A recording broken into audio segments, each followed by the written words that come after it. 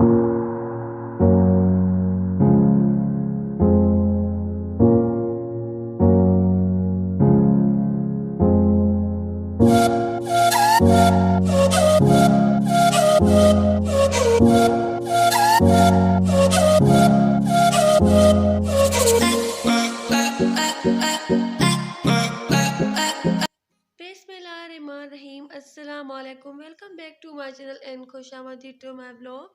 क्या हाल है आप सबका? उम्मीद है आप सब ठीक होंगे और मैं भी बिल्कुल ठीक ठाक हूँ, खैरियत से हूँ। आज की वीडियो मैंने बनाई थी रात के टाइम से और डिनर मैंने कर लिया था। तो उस टाइम मेरी जो मदर इन लॉ है तो उन्होंने मुझे बिरयानी भेजी थी, उसके साथ शामी कबाब वगैरह भेजे थे।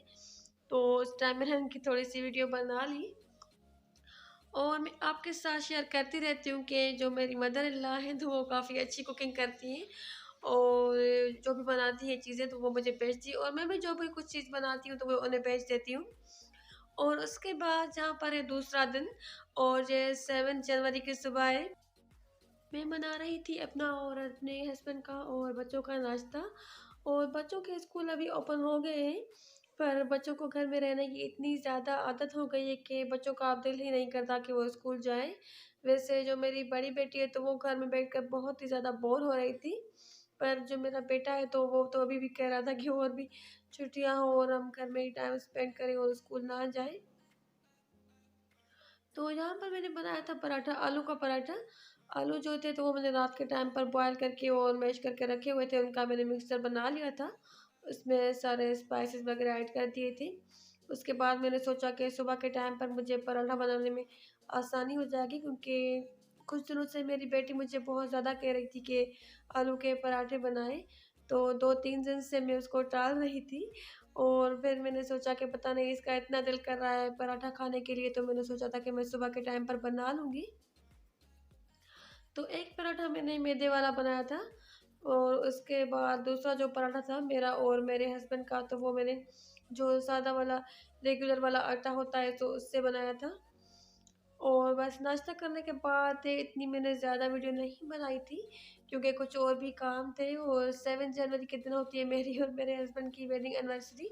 तो हर साल ही मैं उन्हें गिफ्ट देती हूँ और वो भी मुझे गिफ्ट देते हैं, पर उनसे पहले मैं उन्हें गिफ्ट दे देती हूँ 1-2 दिन पहले और मैं उन्हें विश भी कर देती हूँ। तो इस साल मैं सोच रही थी, क्योंकि मैंने दिसंबर में ही उनके लिए काफ़ी सारी चीज़ें ली थी। मैं गई थी शॉपिंग करने के लिए, तो मैंने उनके लिए एक स्वेटर लिया था और स्वेटर के साथ-साथ मैंने उनके लिए जॉगर्स लिए थे।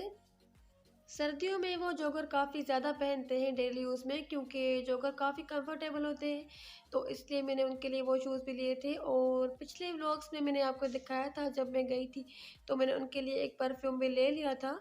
तो इसलिए मैं सोच रही थी काफ़ी ज़्यादा कि मैं क्या चीज़ दूँ उनके लिए।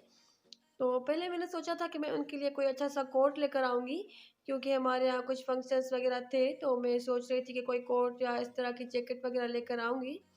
पर फिर जब मैं गई तो मेरा इरादा कुछ चेंज हो गया। तो आगे चलकर मैं आपको दिखाऊँगी व्लॉग में कि मैंने उनके लिए क्या लिया। और बस यहाँ पर हमने नाश्ता कर लिया था और उसके बाद मेरी जो हेल्पर है तो वो आ गई थी।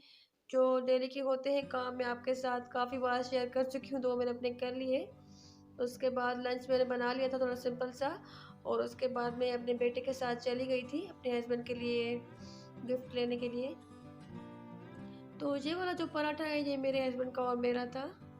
और मुझे कमेंट करके ज़रूर बताइएगा कि क्या आप अपने हस्बैंड को जो वेडिंग एनिवर्सरी का गिफ्ट होता है तो वो पहले देती हैं, या आपके जो हस्बैंड है तो वो आपको पहले गिफ्ट देते हैं। क्योंकि वैसे हम सोचते हैं कि हस्बैंड को ही एनिवर्सरी का गिफ्ट देना चाहिए और उन्हें ही पहले विश करना चाहिए, पर मेरे जो हस्बैंड है तो वो हमेशा ही मुझे थोड़ा सा लेट विश करते हैं, मैं उन्हें पहले ही विश कर देती हूँ। और मैं हर साल उन्हें गिफ्ट देती हूँ, ऐसा कभी भी नहीं हुआ है एक भी साल कि मैंने उन्हें गिफ्ट ना दिया हो। मैं हर साल हमारी वेडिंग एनिवर्सरी पर उन्हें गिफ्ट देती हूँ, कोई ना कोई चीज़ देती हूँ। और हस्बैंड को वेडिंग एनिवर्सरी का गिफ्ट ज़रूर देना चाहिए, क्योंकि वो तो हमारे लिए पूरा साल सब कुछ करते हैं। तो हस्बैंड को भी स्पेशल फ़ील करवाना चाहिए और उन्हें भी साल में ये एक जो गिफ्ट होता है तो वो ज़रूर मिलना चाहिए। तो जो भी मेरी सिस्टर्स ब्लॉग देख रही हैं तो आप भी अपनी वेडिंग एनिवर्सरी पर अपने हस्बैंड को गिफ्ट ज़रूर दिया करें और पहले दिया करें। ज़रूरी नहीं कि कोई बहुत ज़्यादा महँगी चीज़ हो या बहुत ज़्यादा एक्सपेंसिव चीज़ हो, कुछ भी दिया करें, पर कि मैं हर साल उन्हें गिफ्ट देती हूँ। और मेरे हस्बैंड जो है तो काफ़ी ज़्यादा खुश हो जाते हैं, उन्हें मैं कोई भी चीज़ देती हूँ। वैसे लास्ट ईयर मैंने उन्हें एक जोड़ा दिया था, एक सूट दिया था, वो मैंने हैदराबाद से मँगवाया था। उस पर वैसे मेरे जो हस्बैंड है ना, तो वो इतने काम वाले कपड़े बिल्कुल भी पसंद नहीं करते, पर मैंने उनके लिए फर्स्ट टाइम ही एम्ब्रॉयडर्ड सूट मँगवाया था। उस पर थोड़ी-सी एम्ब्रॉयडरी की हुई थी कॉलर वगैरह पर, तो वो उन्हें बहुत ही ज़्यादा पसंद आया था। और जहाँ पर मैं आ गई थी उनके लिए कुछ लेने के लिए, तो पहले मैं सोच रही थी कि मैं क्या लूँ, कोई मैं जैकेट वगैरह लूँ या कोट लूँ। तो यहाँ पर मुझे कुछ चीज़ें समझ नहीं आ रही थी, क्योंकि उन्होंने लास्ट ईयर एक पैराशूट वाली जैकेट ली थी और उन्होंने एक ही उनके पास जो है तो लेदर वाली जैकेट भी है। तो मैं सोच रही थी कि मैं कुछ अलग चीज़ लूँ या कुछ जो उनके पास जो उन्होंने नहीं पहनी हो उस तरह की कुछ चीज़ लूँ। तो यहाँ पर ये काफ़ी सारे मैंने लेदर के और पैराशूट वाले या बफ वाले जैकेट जो होते हैं जेंट्स के, तो वो निकलवा लिए थे, मैं देख रही थी। और फिर उसके बाद सब कुछ देखने के बाद मुझे उनके लिए एक अपर पसंद आया। वो अपर नहीं था, वो एक जैकेट है, पर वो जो है तो इतनी ज़्यादा गर्म थी, बहुत ज़्यादा, उस सर्दी को अच्छी तरह से कवर कर सकती है। वो अपर के स्टाइल की थी, पर वो जैकेट है उसके अंदर पूरा अच्छी तरह से इनर लगा हुआ है। ये जो ग्रे कलर की मैरून के साथ पड़ी है ये वाली, तो यही मैंने ले ली थी, मुझे बहुत ही ज़्यादा पसंद आई थी। जब उन्होंने नीचे उतार कर मुझे दिखाई, तो क्योंकि इस स्टाइल की और इस तरह की सॉफ्ट वाली और अपर वगैरह जो है तो वो मेरे हस्बैंड ने नहीं लिया अभी तक। उनके पास जैकेट और कोट वगैरह काफ़ी ज़्यादा थे, तो फिर से मैंने ले ली थी। और यहाँ पर मैं उनके लिए कुछ और चीज़ें देख रही थी, परफ्यूम वगैरह या वॉच, और वॉच भी मैंने उनके लिए ली थी।